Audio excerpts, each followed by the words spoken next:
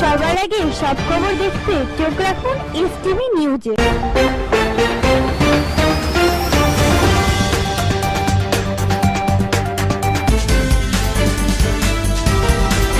আপনারা দেখছেন STV.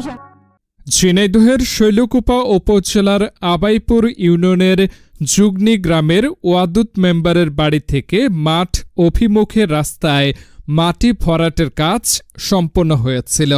MP বরাদ্দের এই প্রকল্পে বরাদ্দ ছিল 7.5 লাখ টাকা। প্রকল্পের আওতায় প্রথমে রাস্তাটি মাটি ভরাট করা হয়।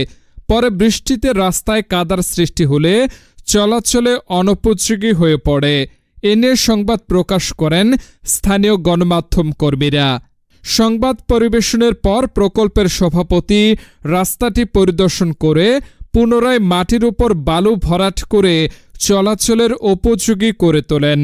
পুনরায় রাস্তা সংস্কারের ফলে এলাকাবাসীর মধ্যে স্বস্তি ফিরে এসেছে। আগে যে রমি ছিল চলাচলের একটু অসুবিধাই হইতো, মানে ভালোই অসুবিধা হইতো। তা আমাদের এই মাঠের তো উঠিয়ে আসছি, খুবই একটা অসুবিধা হইতো। তারপর মাটি জুটি দেছে, দেওয়ার পরে তারপরে মনোযোগী হয়নি। তারপরে আবার তারকে নিজ খরচে বালি দেছে, বালি দেওয়ার পরে রাস্তাটা মোটামুটি এখন খুব ভালো। স্থানীয়রা জানান, দীর্ঘদিনের চলাচলের সমস্যা অনেকটাই কমেছে।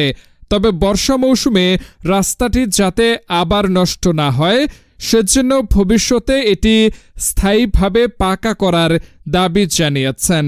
17টা বছর পুড়িয়েছি, এই রাস্তা পাইনি। আর এবার এই রাস্তাটা পেলাম, তারপরেও প্রথমবার আমার রাস্তা হয়নি। এবার আবার বালি দিয়ে আমাকে রাস্তাটা যাই হোক একটু চলামতো হয়েছে। এতে মন্ত্রী, আইনমন্ত্রী যেটুকু আমাদের কাজ করে দিয়েছে, এতে ধন্যবাদ।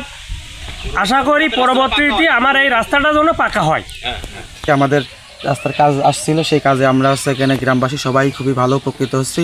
মাঠে বিভিন্ন ফসল আসল এইখান দিয়ে আনতে মানুষের প্রচণ্ড ক্ষয়ক্ষতি হইতো, প্লাস এখানে কষ্ট হইতো। এখন আল্লাহর রহমতে আলহামদুলিল্লাহ ভালো। এই রাস্তাটি পাকা করা হলে যুগনি গ্রামের কৃষকরা উপকৃত হবে, সেই সাথে গ্রামের সাধারণ মানুষের দুর্ভোগ কমবে। এ প্রকল্পের সভাপতি ছিলেন মাসুম বাবর হিরো। তিনি পরবর্তীতে অতিরিক্ত অর্থ খরচ করে মাটির রাস্তায় বালু ভরাট করেছেন বলে জানান। এলাকাবাসীর রাস্তার বর্তমান উন্নয়ন কাজে সন্তোষ প্রকাশ করে মাননীয় আইন, বিচার ও সংসদ বিষয়ক মন্ত্রী আসাদুজ্জামানকে ধন্যবাদ জানিয়ে দ্রুত রাস্তাটি পাকা করার অনুরোধ জানিয়েছেন। HM Imran, STV news. রাস্তায় মাটি পড়েছে, বালি পড়েছে, তা আমরা কাদার জন্য চলাচল করতে পারি না। আমরা আইনমন্ত্রীর কাছে এটাই চাই যে আমাদের রাস্তাটা পাকা হয়ে যাক, আমরা সেটাই তার কাছে আমাদের দাবি। পরবর্তী সংবাদ দেখার আমন্ত্রণ জানিয়ে শেষ করছি